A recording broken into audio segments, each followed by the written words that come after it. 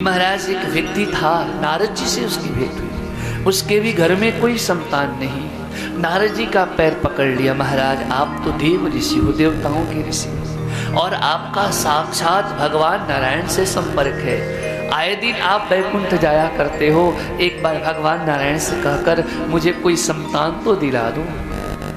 नारद जी बोले प्रयास करते हैं। नारद जी चाहते, वो स्वयं आशीर्वाद देते तो संभव हो जाता, पर नारद जी को भी लगा कि भक्त जब भगवान के लिए और भगवान से सोर्स लगाने के लिए, पैरवी करने के लिए कह रहा है, तब भगवान के पास जाते हैं। और भगवान नारायण से नारद जी ने कहा कि महाराज वो एक संतान के लिए बेचारा बहुत परेशान है, याचना कर रहा था, आपके पास भेजा है, आप कृपा कर दो और हो सके तो उसे एक संतान दे दो।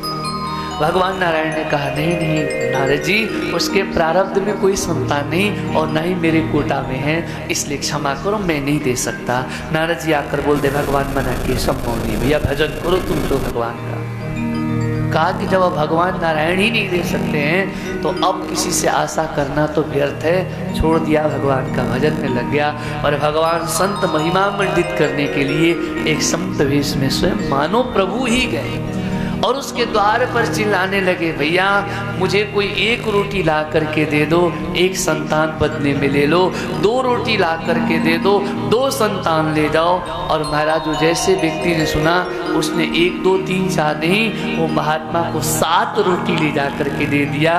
महात्मा भी बोले जा तेरा 7 संतान घर में होगी। महाराज आशीर्वाद दे दिए और कालांतर में उस भक्त के आंगन में 7 बच्चे हुए। महाराज नारद जी एक बार जा रहे थे, अचानक से दृष्टि गई तो देखे अरे इसके घर में तो एक भी संतान सुख नहीं था, ये 7 बच्चे कहाँ से आ गए। चलो चलो, लगता है कहीं से चुरा कर लाया या खरीद कर लाया, किसी से मांगा है, चलो चलते हैं। नारद जी आकर के पूछे क्यों भैया ये सब 7 बच्चे ये कहाँ से उठा लाए। बोले महाराज एक संत ने आशीर्वाद दिया, ये सब हमारे ही हैं। संत कैसे?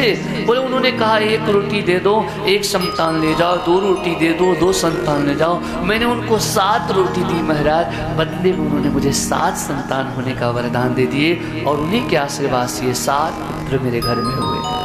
आप तो कह रहे थे कि भगवान आप झूठ बोलते हो क्या नारद जी?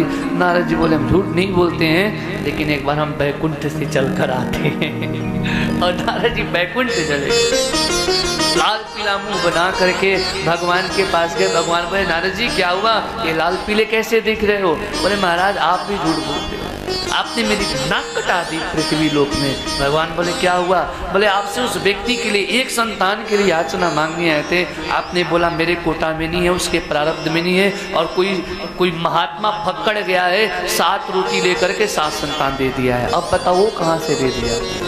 भगवान ने कहा अरे नारद जी मैंने आपसे ये कहा था कि मेरे एक तो उसके प्रारब्ध में नहीं है और मेरे कोटे में नहीं है। अब वो संत थे, भजनानंदी महात्मा थे, वो अपने कोटे से लेकर के 7 संतान दे दिए होंगे, तो इसमें हम क्या कर सकते हैं?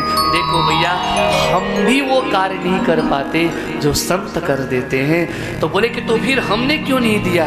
भगवान ने बोला नारद जी आप चाहते तो आप तो महान संत हैं, आप उस जीव को, उस भक्त को वरदान दे दिए होते, आशीर्वाद दे दिए होते, तो निश्चित में उसके आंगन में, उसके घर में संतान हो जाती। पर आप आशीर्वाद न देकर आप मेरे पास आए थे। तो कहने का भाव है संत वो कार्य करके दिखाते हैं जो कभी के बाद भगवान नहीं कर पाते।